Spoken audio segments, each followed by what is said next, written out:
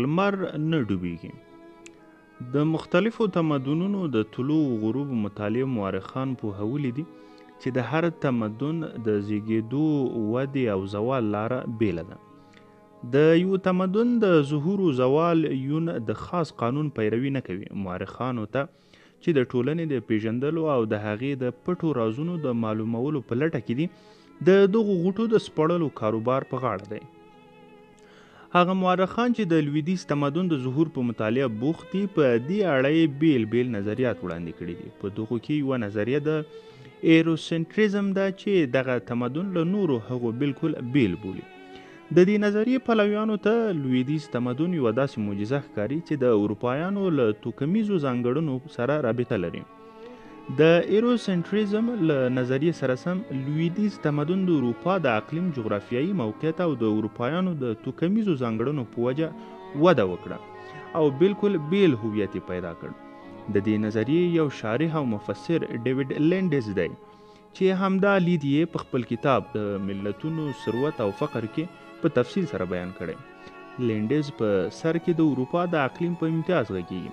دی وایي د لویدیځې اروپا په خورا سړه هوا کې میکروب و جراثیم یخ وهي او ناروغۍ په اسانه نه خپریږي. خو د مدیترانې د سواحلو په پسته هوا کې چې اروپایان په جسمانی لحاظ کمزوري او د ناروغیو په مقابل کې ډیر خوندي نه وو، ساري مرضونو ډیره تباهي راوسته. نو دغه خلکو د طب علم ته انکشاف ورکړ چې د وبا چاره وکړي او روغتونونه یې ودان کړل چې د ناروغانو علاج وکاندي. دغو حادثو له دوی سره د ناروغیو په کنټرول کې او د ساري مرضونو مخنیوي کې مرسته کوله. د لویدیځ او ختیځ ترمنځ بل توپیر دا و چې په ختیځ کې اوبه حکومتونو کنټرولولې او دې شي د داسې حکومتونو جوړېدو ته لار هواره کړه چې د قدرت تږي وو. په مقابل کې په لویدیځ کې اوبه پریمانه وي. خلک اړ نه وو چې د اوبو لګولو د نظام د جوړولو لپاره په حکومتي بیوروکراسۍ تکیه وکړي. د مورخانو په نظر خواړه یو بل هغه عامل دی چې په پرمختګ کې برخه لري. اروپایانو کوچ، شیدې او غوښه خوړله چې دوی یې روغ او پیاوړي ساتله او د سختو کارونو د ترسره کولو وس یې کاوه. په دې سربیره په اروپا کې د ناوخته واده رواج د نفوسو له کنټرول سره مرسته کوله. دلته ماشوم نعمت نه بلکې پیټه حسابېده. لینډز وایي چې شرق و غرب له ابتدا له کابو هر پلوه بیل قطبونه وو. کله چې یونان مستقل ښار دولتونه جوړ کړل، د یونان رقیب یعنی فارس د استبداد په منګولو کې وو. په لویدیځ کې شخصي ملکیت خوندي وو، خو په ختیځ کې ټوله مځکه د واکمنو په واک کې وه. د لویدیځ تمدن په پیژندلو کې دا هم د یادولو ده چې اروپایانو له کلیسا سره څنګه چلند وکړي. لینډز د کلیسا د هژموني او برلاسۍ په خلاف د یو شمېر نهضتونو یادونه کوي، لکه لولاردانو چې په 1386 کې او د مارتین لوتر چې په 1514 کې د کلیسا د تعلیماتو او اقتصادي استثمار په خلاف ناره اوچته کړې. د دې اعتراض یوه نتیجه دا راووته چې مقدس کتاب په ځایي ژبو ترجمه او عادي خلکو ته د فهم وړ شي. دې شي د کلیسا نفوذ کم کړي. د دین له نوي تفسیر سره سم خدای مطلق قدرت او پاپ په مځکه باندې د هغه خلیفه او په مذهبي مسایلو کې د واک څښتنو، خو سیاسي قدرت د پاچا په لاس کې وو. په دې ډول وینو چې قدرت نه په یوه لاس کې پات شو او نه په یوې ادارې کې راټول شو، بلکې وویشل شو. د غرب تمدن بله ډالۍ د داسې ښارونو ظهور و چې صنفي اتحادیو یې کاروبار اداره کوو. د دغو ډلو، ټولنو او اصنافو یو مهم مسؤلیت د سوداګرو او کسبګرو د حقونو تحفظ و. ښارونو خپلو ښاریزو شهروندانو ته د ازادۍ ورکولو او واکمنو سوداګرو او کسبګر په شا یې ټپول چې عواید یې زیات شي او د فیوډالانو په مقابل کې پیاوړي کړي وو.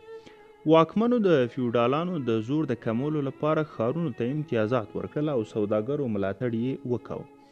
په 1096 کال د صلیبي جګړو پیل داخلي جنګونه ختم او اروپایان د خپل مشترک غلیم په مقابل کې متحد کړل. خو چې صلیبي جګړې ختمې شوې نو له پوځونو څخه د استفادې سوال راولاړ شو او په دې ډول اروپایانو د اسیا او افریقا د خاورو لاندې کولو ته توجه واړوله. اروپایانو د خپل ثروت د زیاتولو لپاره د سرو زرو، ورېښمو او مساله جاتو سوداګري پیل کړه. دوی د ځان لپاره د آزادو زمیني او بحري لارو د لرلو په منظور د مسلمانانو د کنټرول د ختمولو هڅه وکړه. په نتیجه کې پرتګال او اسپانیا د لوی قدرتونو په توګه راڅرګند شول.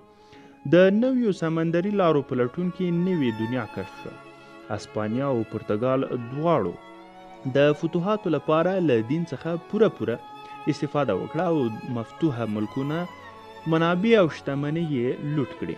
دوی نه یوازې د مفتوحه ملکونو خلکو د عیسایت منلو ته اړ ایستل، بلکې د هغوی شتمنۍ د ترلاسه کولو لپاره د هغوی سرونه وریبل او د کلیسا روحانینو د دوی دغسې کارونو ته دلیلونه هم اختراع کړل. بریټانیا او فرانسې د استعمار په لاره کې د اسپانیا او پرتګال په پل کې خو دوی کارابین ټاپوګانو ته افریقایي غلامان وروستل چې هلته په کروندو کې کار وکړي. دغو ټاپوګانو ته په 3 پیړیو کې کابو 10 میلیونه غلامان وروستل شول. هغه ثروت چې د غلامانو د کار په برکت راغونډ شو په انګلستان کې صنعتي انقلاب راوست چې په ټکنالوژۍ کې نوی پیر پرانیست.